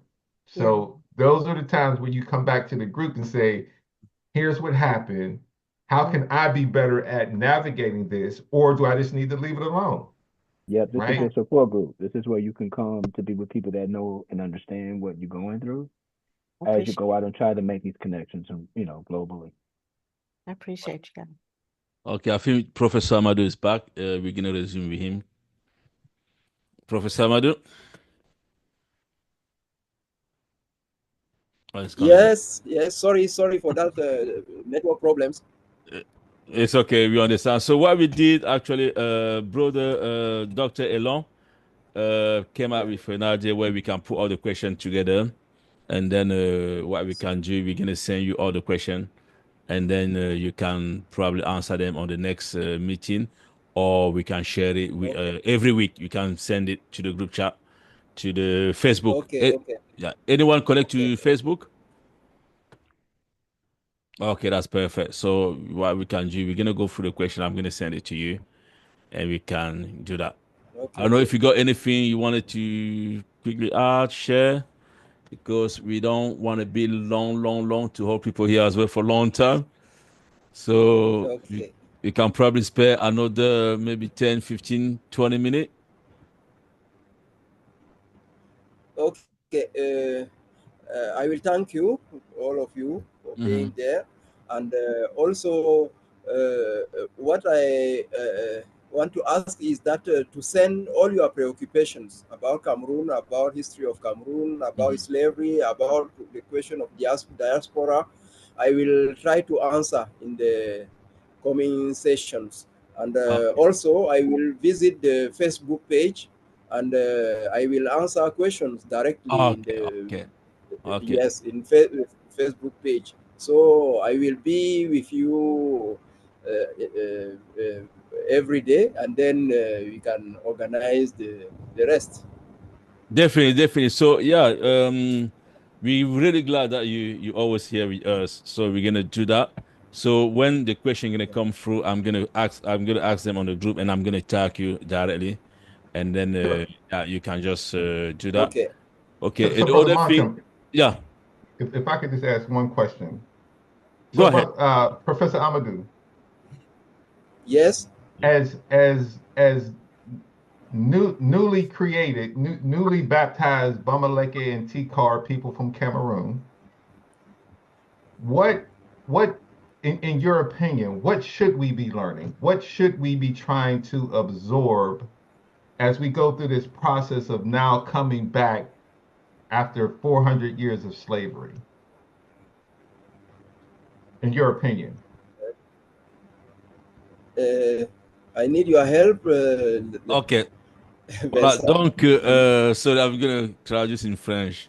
Ok, Mhm. donc, il veut savoir, en tant que nouveau Bamileke ou bien nouveau Tika, quelqu'un qui vient de reconnaître ses racines, alors quelles sont les étapes qu'il doit faire pour être intégré dans la société?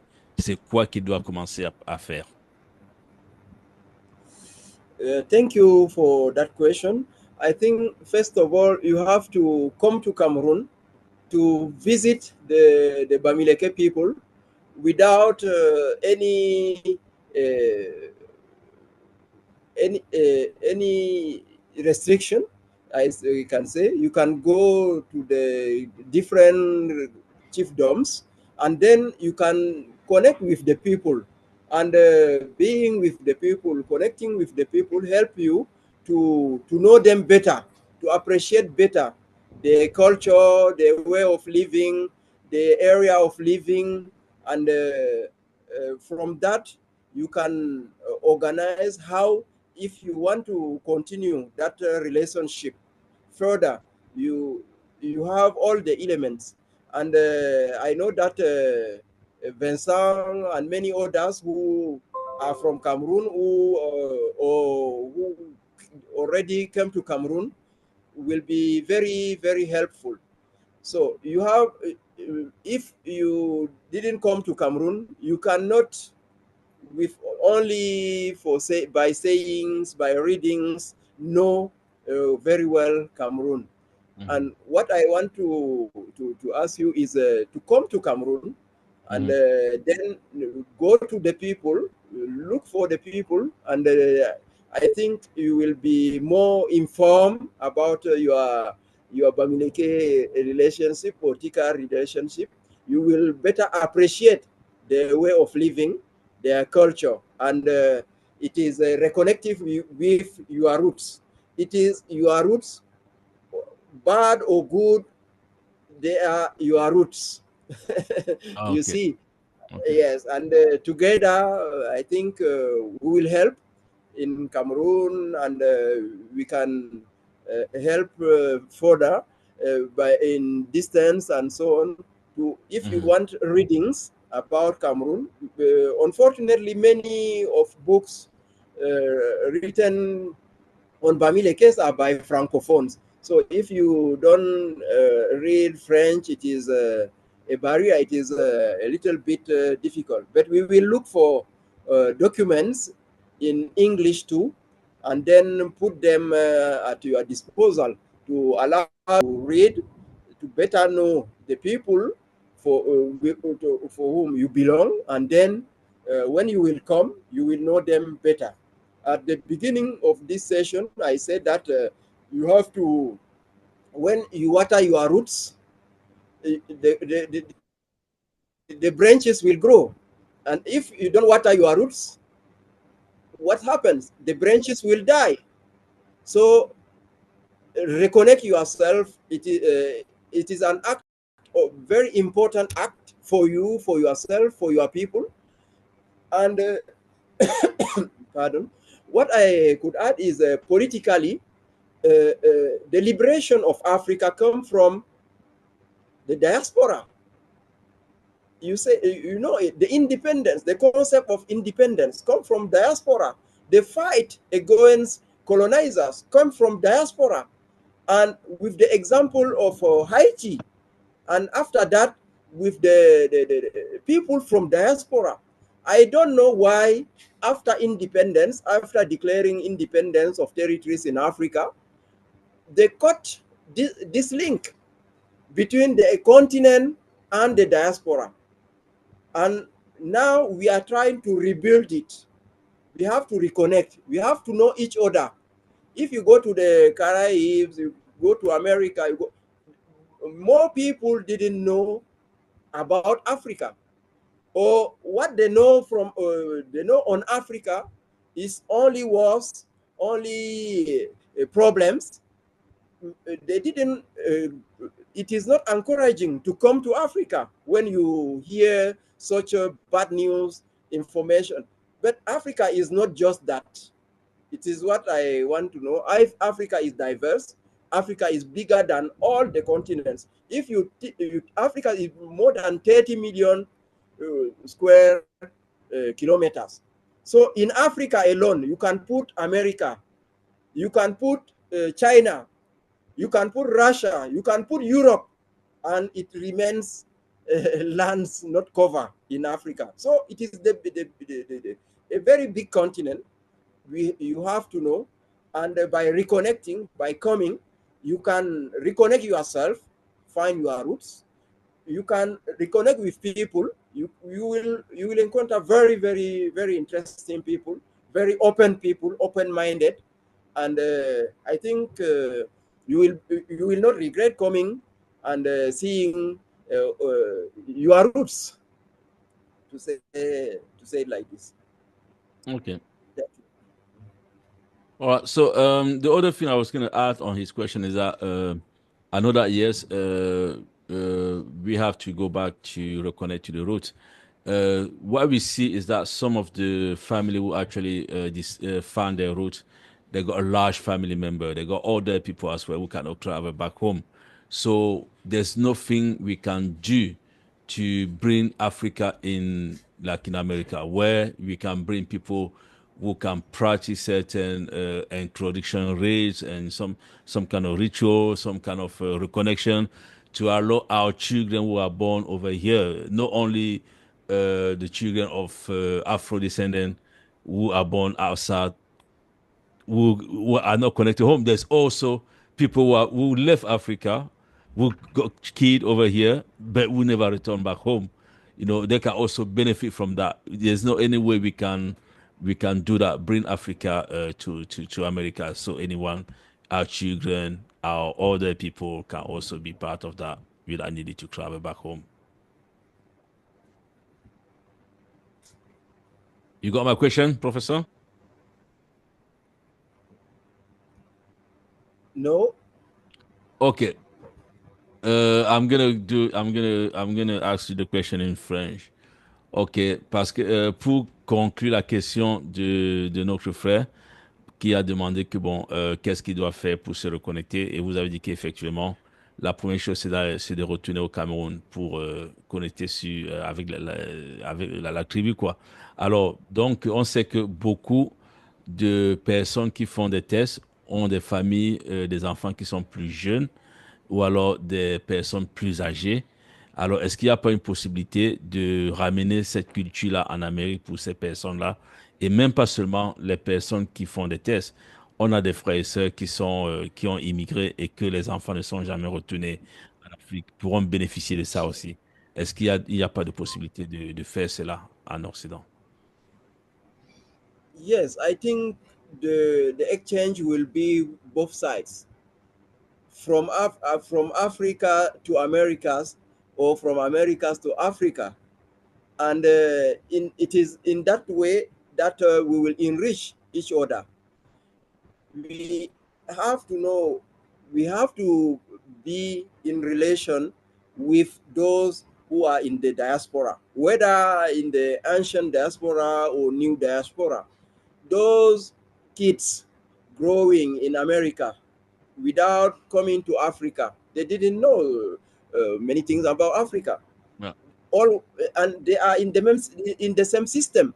Yeah. So we have to inform them. You have to help them know their roots also. And you have many cultural associations in different countries, in different continents, African cultural associations.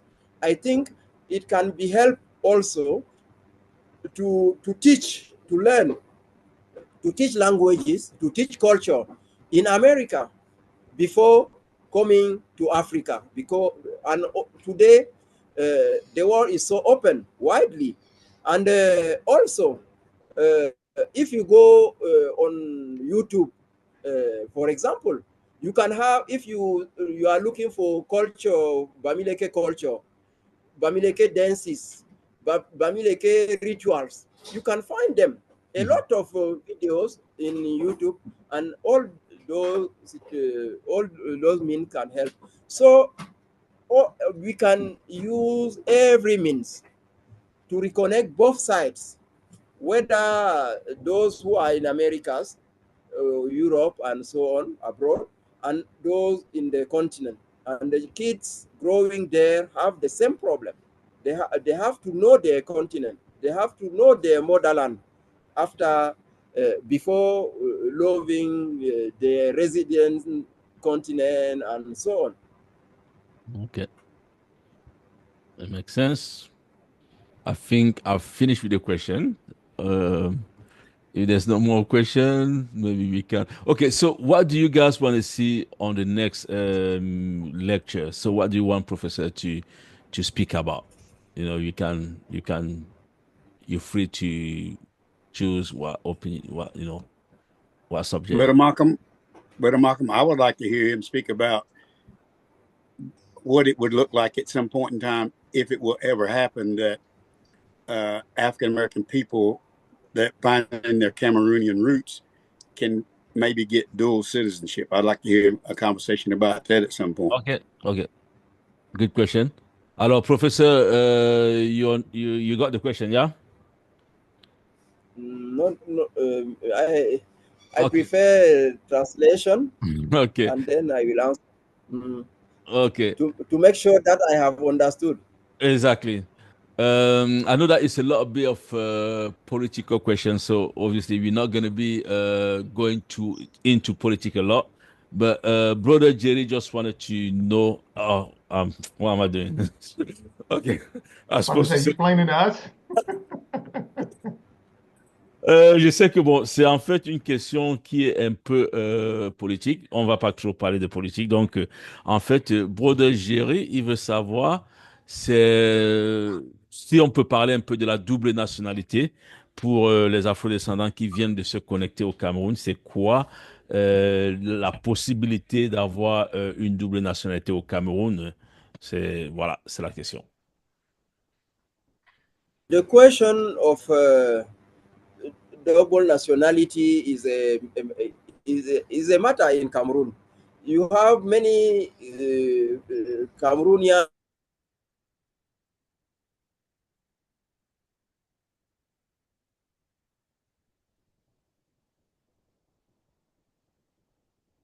Is disconnected again? Yeah. Uh, So I know we gotta go. So, Yeah, we gotta go. Yeah. So what we're gonna go do? ahead. We're gonna forward all that question, and I think because Professor is more into history, so what I'm gonna do, I'm gonna bring somebody on the panel after the 4 weeks with Professor, somebody who's more like political side. He's gonna be able to Okay. us about how to get a national. I mean, there's a way in Cameroon you may not get a dual nationality, but you can have a permanent residence because obviously the Cameroon law doesn't allow a dual nationality. Even myself, I moved in the UK, then it was quite hard for me because I had to choose between getting the British citizenship and stay with the Cameroonian citizenship, because obviously the British citizenship allowed me to have more movement, to be able to travel in places. I had to make a decision to opt for the British nationality. So I lost my Cameroonian nationality. So when I do travel in Cameroon, I have to get the visa. But I've got a Right. home in Cameroon. I've got a family in Cameroon. You know, that's where I was born. But I had to apply for the embassy to get a visa to travel in my own country. You know, so at the moment you can have a permanent residence, but the dual nationality is something they're probably looking into that, and then hopefully we're gonna have maybe a more progressive leader Yes. next time, and then that's gonna be validated. You have country like Benin, if you want a nationality as Afro descendant, you don't need to have a DNA. You can have a nationality in Benin. They actually changed the law in September last year. So you just need to apply. You don't even have to. You don't even need to go there. You just have to apply as Afro descendant online, and then you get your nationality. I know 27 people went there last week. They all got their nationality, including one of the person who went there with an Afro-descendant married to a white person as a wife, after wife of Afro-descendant, the white people got the nationality as well. You know. So you're saying there's been a little bit of progress made? In Benin, not in Cameroon. In Cameroon, is still no dual nationality. Right. Okay. Yeah. Thank you. So before we get off the call, though, I would just like to say one thing or suggest one thing. And the suggestion is, and this is totally of your own free will accord, but we're going to try to put together an account for two reasons. One, that we want to be able to make sure that the ones that are over in Cameroon have money to put on the books for things like this. And hopefully they can get better broadband if they have a little more cash to do that with. So maybe we can do some donations, and also just to supplement for Brother Moncom, because he has to pay for the for the Zoom channel, which I think is maybe $200 for a year. But I'm just throwing that out there. There's no pressure on nobody, but we're going to try to put up accounts so if people can donate to that, because we want to make sure that when we bring the people, especially that are in Cameroon, who may not have the funds to do it, that we have the funds to say, hey, here's what you need. Go ahead and get the extra bandwidth so that you can come and write for us. So I just wanted to put that out there. And we're trying to figure out an account that everybody can put it in, that it'll be accountable, everything will be on board, and everybody will be able to see everything. But I just don't want everything to be on this Brother Moncom trying to make all of this stuff happen by itself.